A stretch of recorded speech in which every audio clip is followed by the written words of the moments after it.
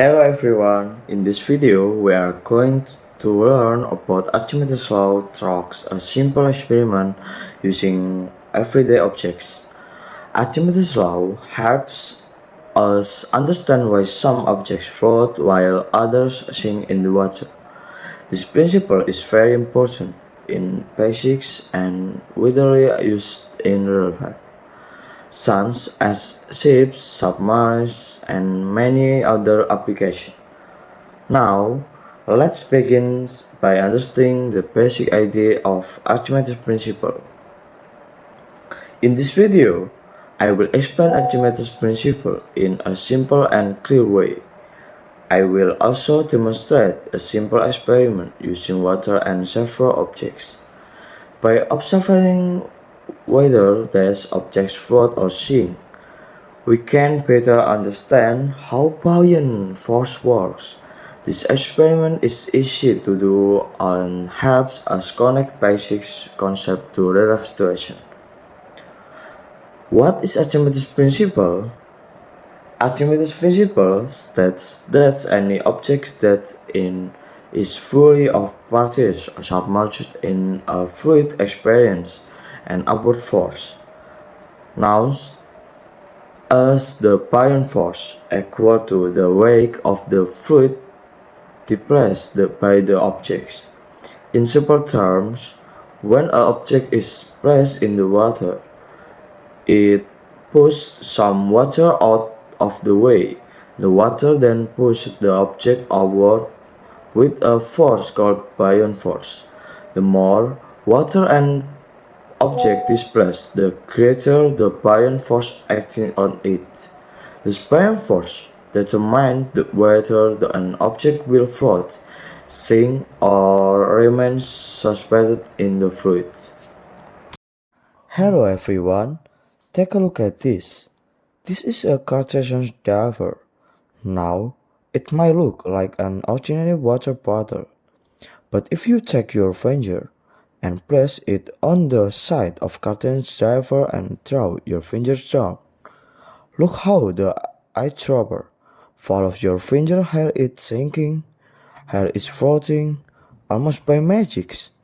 There might be a little bit of magic involved, but there's mostly science. And if you stay to the end of this video, I'm going to show you why this is dropper sinking and why it's floating. Now, 300 years ago, there was a Greek scientist by the name of Archimedes. I was also very interested in why things fall or sink. For instance, I wondered why is it that sometimes out in the ocean a boat can float and unfortunately sometimes it was sink. Well, he devised an experiment and discovered that in order for a boat to float, all it has to do is displace its weight or push away its weight in water. We're going to recreate that experiment today using a few things. This is a displacement tank, which is just a container of water with an overflow tube, and over here we have some clay objects, and we've got a digital scale. So let's start with this. This clay object I fashioned into the shape of a ball. This one I cleaned off made into the shape of a boat. Let's work off them on this digital scale and see how much they weigh. Let's start with the clay ball. It weighs the sea about 50 grams. Now let's weigh the clay ball on the sea much it weighs. For our experiment in help it rose, and it's the weight 50 grams.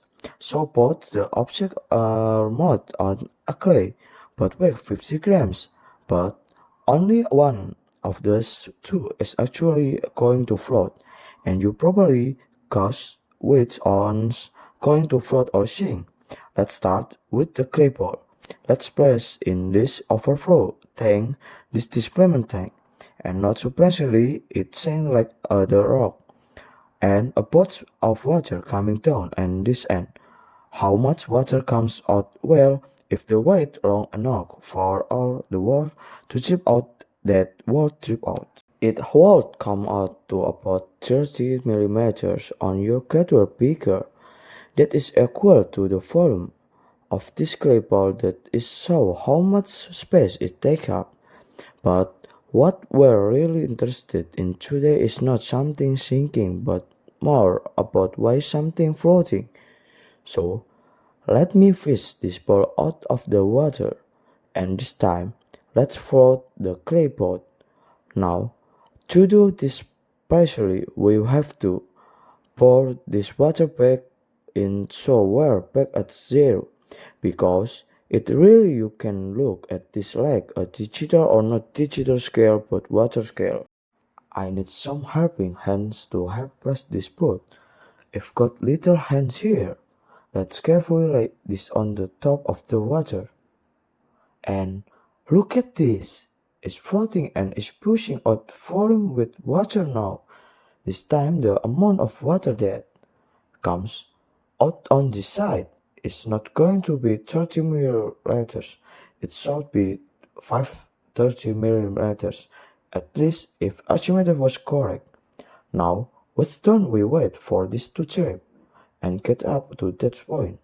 Let's take a look at the Cartesian driver that we saw earlier.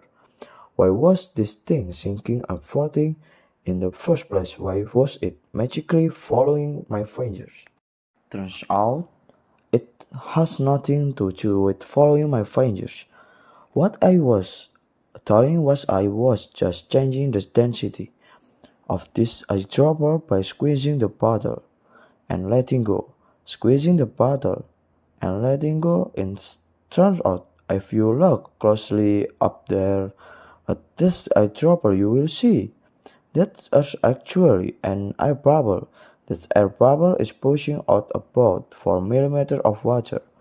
Well, it turns out the eyedropper weighs 4 grams, so it floats. But when you cause water pressure by squeezing it out, the air bubble I get compressed is too small, and I sink to the bottom. But when I let go, the air bubble expands, push it or your millimeter and floats again.